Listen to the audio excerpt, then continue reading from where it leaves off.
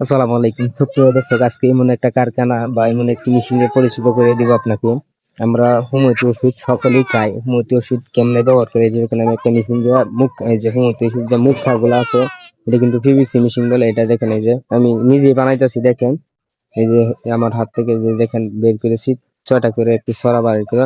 আর এটা হইলো যে বড়িগুলা ভরে, যে হোমিওপ্যাথি ওষুধ গুলা যে বড়িগুলা যে ভরে, বোতল গুলা বলে, এই হচ্ছে ক্যাপ মেশিন বলে এটা। ছোট ছোট দানার মাধ্যমে হাওয়ার দ্বারা, এই মেশিনের দ্বারা দেখেন ডাইসের মাধ্যমে মুখাগুলা তৈরি হচ্ছে। অনেকেরই হয়তো অজানা। আর ভিডিওটা যদি ভালো লাগে, লাইক কমেন্ট শেয়ার করে অন্যকে দেখার সুযোগ করে দিবেন।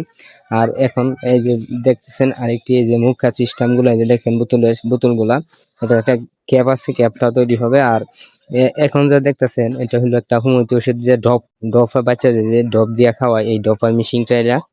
আর এই যে ভিডিওটা যদি ভালো লাগে, সবাই লাইক কমেন্ট শেয়ার করে অন্যকে দেখার সুযোগ করে দিবে।